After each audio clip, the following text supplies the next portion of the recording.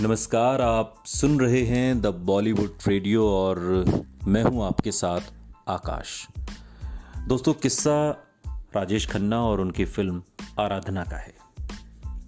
शक्ति सामंत की फिल्म आराधना के प्रीमियर से जुड़ा एक दिलचस्प किस्सा है जो शायद राजेश खन्ना के आने वाले दौर की तरफ भी इशारा कर रहा था। नवंबर 1969 में बंबई के एक मशहूर थिएटर में आराधना का ट्रायल शो चल रहा था। ये राजेश खन्ना की अब तक की सबसे बड़ी फिल्म थी। इस फिल्म पर उनका सब कुछ दांव पर लगा था।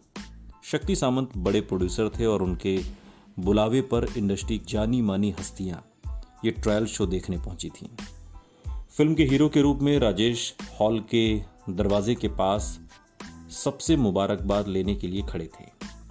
इस चमकती शाम जैसे सितारे जमीन पर उतर आए थे। सदाबहार हीरो देवानंद भी आए थे। उन्होंने राजेश खन्ना से बड़ी गर्मजोशी से हाथ मिलाया था। राजेश को लगा कि देव साहब शायद ये देखने आए हैं कि वो इस नए लड़के में कितना टैलेंट है। आखिर वो उनके बड़े भाई चेतन आनंद की खोज है। उनसे मिलते वक्त देवानंद की नजरें उन पर जमी हुई थीं।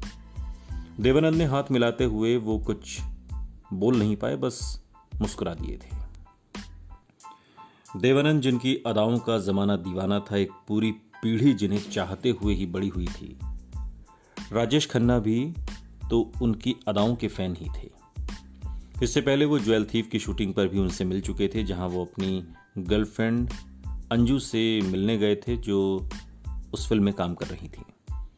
आज वही एवरग्रीन स्टार देवानंद उनकी फिल्म देखने आए थे। किस्मत वाकई मेहरबान थी। थिएटर खचाखच भरा हुआ था। शो शुरू हो चुका था। सबकी निगाहें पर्दे पर जमी थीं। राजेश खन्ना को मानो अपने कंधे पर लोगों की उम्मीदों का भारी बोझ महसूस हो रहा था। फिल्म आधी खत्म होने को थी। हॉल में गूंजता फिल्म का टाइटल गीत सफल होगी तेरी आराधना जैसे उनके जज्बात को बयां कर रहा था। लेकिन राजेश का ध्यान फिल्म पर नहीं था। थिएटर के अंधेरे में एक तरफ खड़े वो फिल्म देख रहे लोगों के चेहरे को पढ़ने की कोशिश कर रहे थे। उनकी एंट्री पर लोगों का क्या रिएक्शन है, किस सीन पर लोग तालियां बजा रहे हैं, क्या इस फिल्म के बाद इंडस्ट्री उन्हें स्वीकार करेगी। उस रात लोगों के चेहरों में वो शायद इन्हीं सवालों का जवाब ढूंढ रहे थे। ये सब सोचते सोचते फिर से उनकी नजर आगे बैठे देवानंद पर पड़ी, जहां वो खड़े थे। उस जगह से देवानंद की सीट का फासला ज्यादा नहीं था। वो बड़े ध्यान से फिल्म देख रहे थे। ख्यालों में डूबे हुए राजेश खन्ना को पता ही नहीं चला कि फिल्म कब खत्म हो गई। अचानक फिल्म इंडस्ट्री के कई जाने माने चेहरे हाथ मिलाकर मुबारकबाद देकर जाने लगे। फिर देवानंद भी आए। राजेश को देखकर मुस्कुराए, हाथ मिलाकर मुबारकबाद दी और बोले, घबराओ मत, घर जाकर चैन से सो जाओ।